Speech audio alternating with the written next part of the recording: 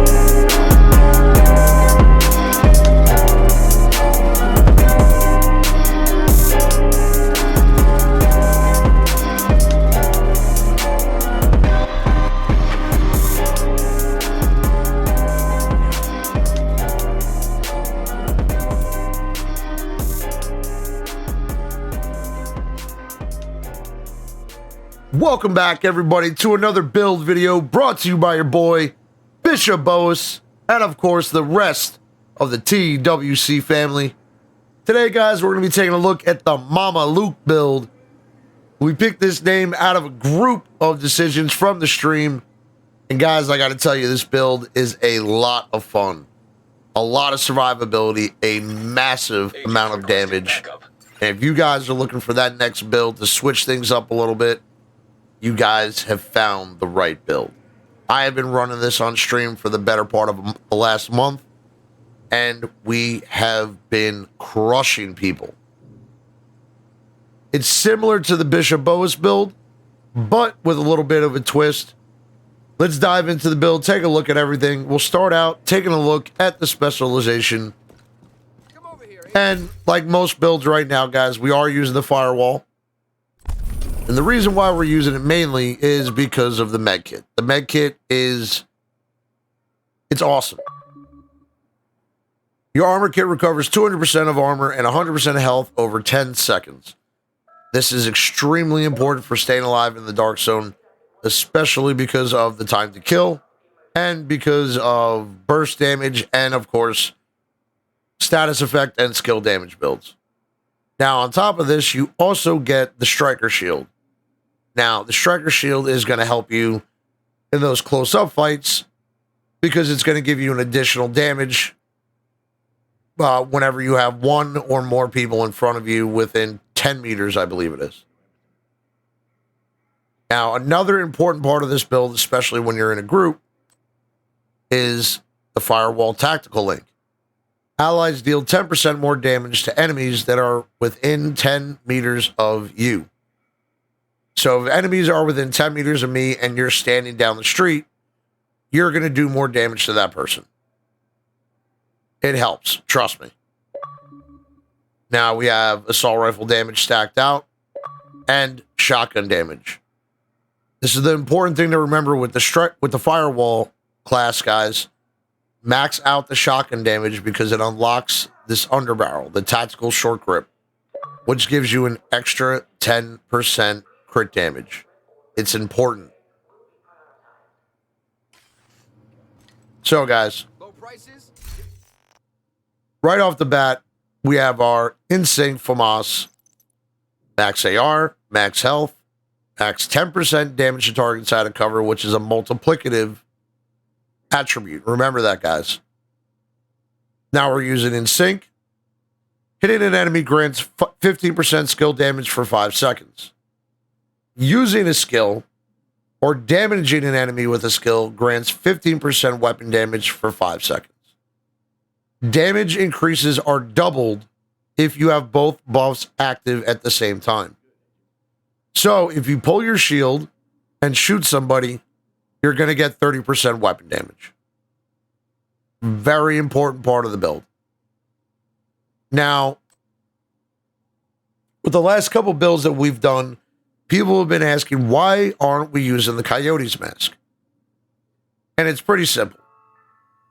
While the Coyote mask does stack, it does not stack all of the same bonuses. You can have 3 people or 2 people stack the first, second, and third, or the first and second, or all the different combinations. If our teammate is running the Coyotes, it's redundant for me to run it. Most fights are going to be up close or within 15 to 25 meters. So trust me, if one of your teammates has the Coyotes, it's more than enough. So we have our first piece as our Grupo mask with max armor, max crit damage, max chance, and a max crit damage mod. And remember, Grupo Somber is going to give you 15% extra crit damage. Our second piece is our Fenris chest piece, which is giving you 10% assault rifle damage. And then we have max armor, max crit damage, max chance, and a max crit damage mod. And we have Unbreakable. So when your armor is depleted in PvE, it says you repair 95% of your armor. Remember, in PvP, you're only getting 50% of that armor. So when my armor gets broken, or your armor gets broken, you're getting 750,000 armor back, because that's half of 1.5. Moving on, we decided to go with an improvised holster for the as our third piece, and we have max weapon, max chance, and 2 max crit damage mods. Our fourth piece is our Fox's Prayer knee pads. We're not really too concerned about the brand bonus here. We're worrying about the 8% damage to targets out of cover. Now remember, guys, damage to targets out of cover and damage to armor is a multiplicative talent. You're going to multiply that damage into your build. So we have max armor, max damage to targets out of cover, and max crit damage. Our fifth piece is our contractor gloves. We have max armor, max damage to armor, and max crit damage. Again, we're not worrying about the brand bonus here, but we're worrying about the damage to armor. Our sixth and final piece is our Seska. We got a backpack with vigilance.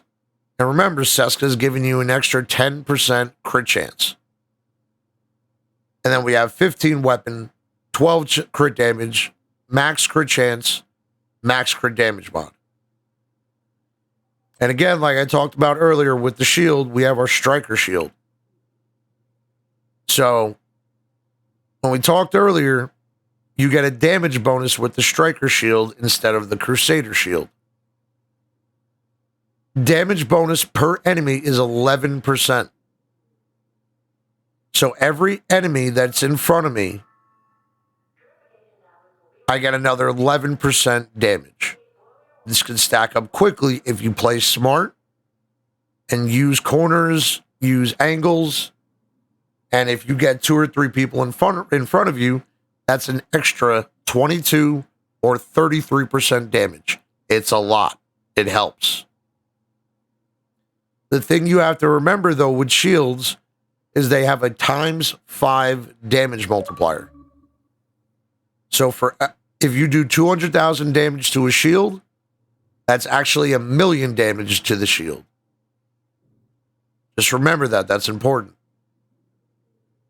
Our second talent, we're going to be running the Booster Hive, but you can really run whatever you want. I choose to run the Booster for a couple reasons. If by chance we get hit by status effect, I can take it off right away. It also helps with reload speed, weapon handling, melee damage. It's a good secondary talent to use. And last but not least, guys, we have our secondary weapon, our custom 870. You can use any 870, but we have max damage to armor, max damage to targets out of cover, and in sync. I only really use the shotgun as a last resort because you don't want to be using this build up close. Remember, for vigilance, if you take damage, you lose that 25% bonus. Use the shotgun as a last resort. We also have an orbit. Now, I've been using the orbit on almost every single one of my builds, guys, and it's important. Because if you shoot and kill anything, a skill, a decoy, a hive, a turret, a person, one of the bots, swapping from this weapon within 10 seconds of a kill grants you 35% chance and 40% crit damage. It is a massive, massive amount of damage to add to your build. If you can. Let's check out the stats too now, guys. So, right now, we're taking a look at our FAMAS. And we have 31,785 PvP weapon damage. It's a decent amount, but remember, we have a lot of armor. We have 1.5 million armor on the build. Now, if you want to get a little bit more damage on this, you can run it at 1.3. We tested it out. It does some more damage, but again, your survivability is cut a little bit. But where this build shines is in the crit chance and the crit damage. So we have 59 chance. And remember, guys, your crit chance will cap at 60. So if you're over 60, it's not doing anything more. In between 50 and 60 is good. The higher, the better. But right here, this is where the build gets its damage. Now remember, guys, I said if one of your teammates is running a Coyotes, this build shines. You want one of your teammates to always make sure somebody's running a Coyotes on your team. Because with that 59 chance and a Coyote buff, that's now at 205 crit damage. With all of the multiplicative damage of your knee pads and your gloves and the 10% from your gun. You're going to multiply that multiplicative damage into your build. And that's what makes this build work. Having all of the multiplicative and the higher crit damage annihilates people. We have our 75% headshot damage too. And again, you want to always be trying to get those headshots, but sometimes you have to go for the body. We got 8% damage to armor.